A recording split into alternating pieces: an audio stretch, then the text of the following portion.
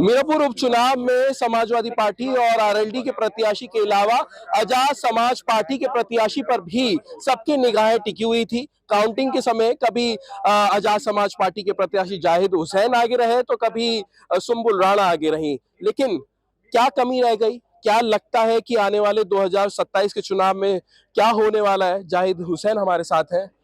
Result आपके मन माफिक तो नहीं आया, लेकिन आपने पूरी फाइट दी है। हाँ भैया, मेहनत बहुत की वाकई। और पार्टी के कार्यकर्ताओं ने, आज़ाद समाज पार्टी के कार्यकर्ताओं ने, भीम आर्मी के कार्यकर्ताओं ने बहुत मेहनत की। और लेकिन जो उस वक़्त वो जगह जगह हर गांव में बैरिकेडिंग हुई है, उससे वोट थोड़ा सा डिस्टर्ब हो गया। और पूरा वोट परसेंटेज अगर देखा जाए, जो हम लोग सोच रहे थे जहाँ तक, वहाँ तक नहीं पहुँच पाया। उसके अलावा 11 बजे के बाद वोट डिस्टर्ब हो गया। और हम लोग मेहनत हमने बहुत की, हमारे पार्टी के कार्यकर्ताओं ने बहुत मेहनत की, मगर फिर भी हम हमें जो क्षेत्र से प्यार मिला, मोहब्बत मिली, जितना हम सोचते थे उससे बहुत ज़्यादा हमें मिली। हर समाज का हमें वोट मिला, हर समाज के लोगों ने हमारा साथ दिया।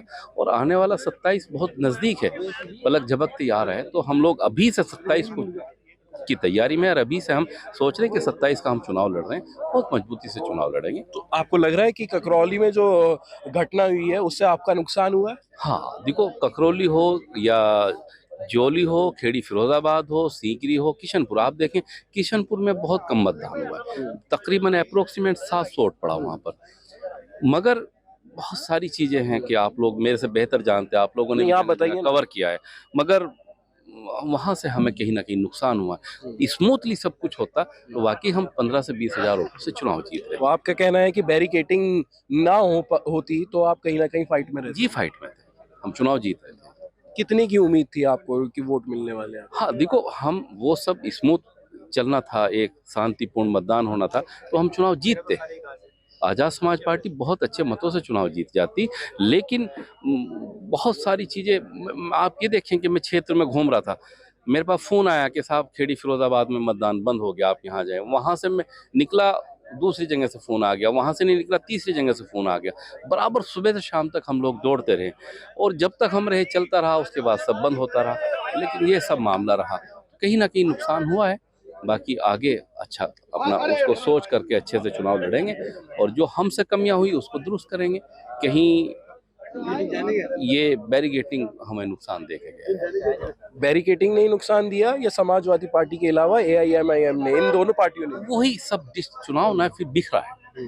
हमने जिस तरीके से मेहनत की थी, लाम बंद किया था वोट को, वो फिर बिखरा है थोड़ा सा। ये हुआ है मामला। तो क्या 27 में ये देखा जा सकता है कहीं ना कहीं आप लोग गठबंधन में आ सकते हैं? भैया देखो, वो टॉप लेवल का मामला आप क्या है, तो चाहते हैं? राष्ट्रीय होगा, कुछ ना कुछ अच्छा ही होगा, बेहतर होगा। क्योंकि ये राष्ट्रीय लेवल के नेताओं की बात होती है, तो कहीं ना कहीं अभी तो देखो चुनाव खत्म हुआ है आज, तो होगा कुछ ना कुछ बेहतर होगा जी। अब लेकिन देखते हैं। केतली बीच बीच में गर्म हुई। जी काउंटिंग के टाइम हम हाँ, देख रहे थे केतली बीच में गर्म हुई, फिर ठंडी पड़ गई, साइकिल आगे निकल गई, ऐसा क्यों हुआ? बस वो पता है नहीं कि कहीं ना कहीं वोट डिस्टर्ब रहा।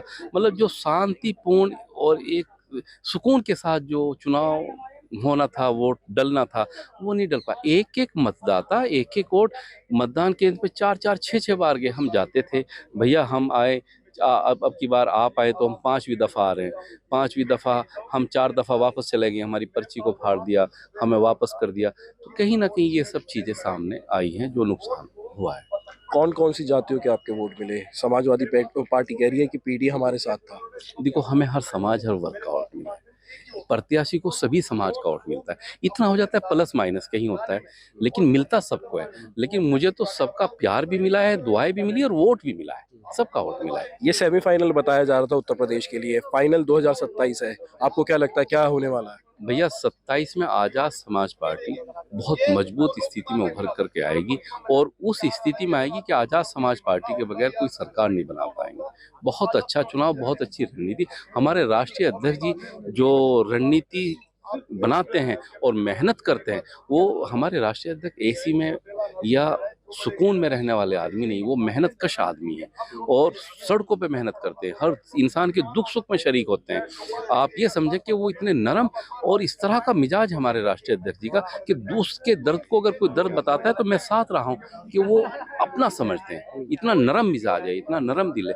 तो ऐसे ही नेता को जनता पसंद करती है जो हर दुख सुख में शरीक रहे। एक महत्वपूर्ण बात आपने कही कि आजाद समाज पार्टी के साथ के बिना कोई भी पार्टी नहीं बना पाएगा। मतलब आप कहीं ना कहीं सपोर्ट करेंगे किसी पार्टी को, तब जाके सरकार बन पाएगी। तो क्या भारतीय जनता पार्टी को सपोर्ट करने के लिए तैयार है? नहीं, भारतीय जनता पार्टी का तो सवाल ही नहीं बनता, मगर वो मैंने बताया ना आपको, वो टॉप लेवल के नेताओं का मामला, हमारे राष्ट्रीय अध्यक्ष जी और पार्टियों के राष्ट्रीय वो कहाँ कैसे करते हैं, लेकिन भाजपा का तो कोई सवाल ही नहीं बनता। हमारे राष्ट्रीय अध्यक्ष जी की और आजाद समाज पार्टी की तो लड़ाई भाजपा से है, लेकिन वो क्या करते हैं, इंडिपेंडेंट लड़ते हैं, दूसरों को साथ लेते हैं, क्या प्लानिंग बनती है वो तो वहाँ मुझे उसकी कतई जानकारी नहीं। लेकिन 27 में मुख्यमंत्री योगी आदित्यनाथ को नहीं बनने देंगे।